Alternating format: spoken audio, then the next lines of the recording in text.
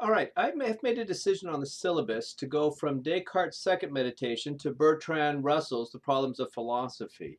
It's a bit of a controversial decision, but the reason I do this is I want students to bring together two very different perspectives on the same sort of skeptical issues that Descartes considers. You'll find that Russell complements nicely the discussion of Descartes, and then at the end of the semester, we'll return and look again at some of the works of Bertrand Russell. A good argument could be made that Bertrand Russell is the most important philosopher of the 20th century.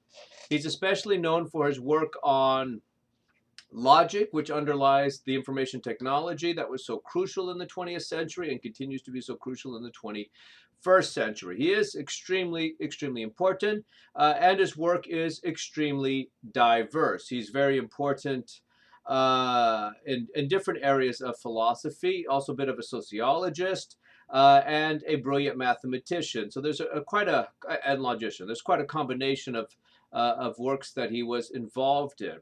He's long been one of my favorite philosophers, not so much for the content of what he argues, though I do agree with him much of the time, but for his writing style, for his depth, and for his sense of humor. I like the way he's kind of has an ironic look at the world. So I may not have always agreed with him, but I have never regretted reading a book by him. And books by him there are. He published his first book in 1896, German Social Democracy, and his last book, the third volume of his autobiography, in 1969. In other words, 74 years later. No, I have not made a mistake in my dates. He had not merely a long life, but a publishing career that spanned more than 70 years, perhaps the longest in history. So he was born in 1872 and he died in 1970. In fact, a funny little tidbit about him, he was something of a pacifist and he got into trouble both protesting against World War I, I'll come back to that, and against the Vietnam War. He was already too old to fight in World War I, and yet he was still sprightly enough to protest against the Vietnam War. That is quite extraordinary to imagine to have been active for such a long time. He was married 4 years. His last marriage took place when he was a young man of 80 years old. Now, the range, as I've said, of subjects is impressive. His work on logic is the one that will assure him a very important place in history. Together with Peano, Frege, Whitehead, he is one of the founders of modern logic, and this led directly to the creation of the computer. Computer languages are basically written in modern logic.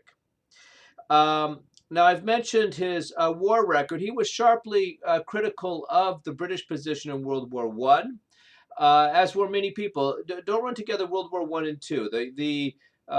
The issues involved are quite different. And anyway, his pacifism in World War I, which was actually illegal in Great Britain at the time, managed to get him thrown in jail, despite the fact that he was an aristocrat. He was an earl. And during the 6 months that he was in jail, I think he wrote the most extraordinary book ever written by a prison inmate, Introduction to Mathematical Philosophy. In fact, it's a study of logical relations. He wasn't consistently a pacifist, actually. It's kind of interesting to see that in World War II, he read Mein Kampf of Hitler and he understood what it meant. He understood that Hitler had to be stopped. So he was quite supportive of the war effort in World War II, where here, much to his chagrin, he did agree that there was no way around fighting that particular war. So it's an informed pacifism. It's not one that is simply the same across the board. He also wrote popularizations of physics and mathematics. And even today, if you want to understand well relativity, Einstein's theories of relativity, and you're a layman, you're not a physicist, you could do worse than read Bertrand Russell's book, The ABCs of Relativity. Um, his he also wrote, of course, a lot of philosophy. I have read perhaps 20 articles by him, and I don't know, about 10 books. This would represent only about 20% of his output, so he is quite prolific. His first important philosophy book was written in 1900, The Philosophy of Leibniz, and his last was My Philosophical Development in 1959. So just in important books of philosophy, we have still a 60-year publishing career. Now, the book that we are going to discuss, The Problems of Philosophy, was published in 1912 when Russell was only 40 years old. Now, in this first chapter, we're going to develop a little bit this notion of how things appear to how they actually are, and learn to focus our attention a little bit on appearance and come to understand that how an object actually is an inference made from appearance. And once you come to understand that point, that our immediate sense experiences aren't the same as the way that we judge objects actually to be, rather, from various cues, we make an inference as to the shape of an actual object from the things that we actually do perceive, which Russell calls sense data.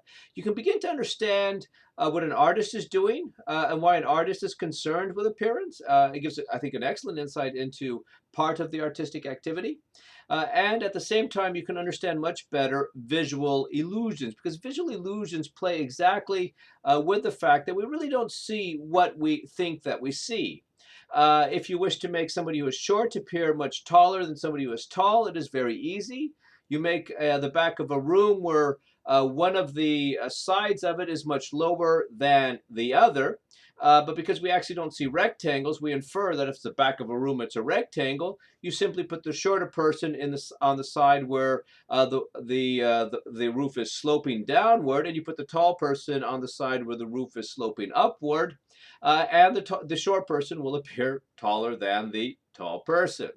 Likewise, once you develop a sense of this, some of the films that do a good job of playing with these sort of visual cues become a real delight. In this regard, I simply love The Lord of the Rings, where they brought out all the tricks in the world to try to show the hobbits.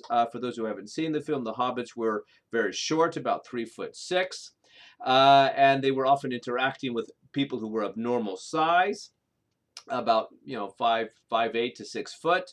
Yet the hobbits would really appear to be much smaller, but the actors in fact were the same size. So they played on all sorts of tricks that were really a delight. But you begin to understand how this happens when you realize you really don't see what you think you see. Rather, what you think you see is what you infer from what you actually see. So Bertrand Russell's chapter 1 will be the focus at present.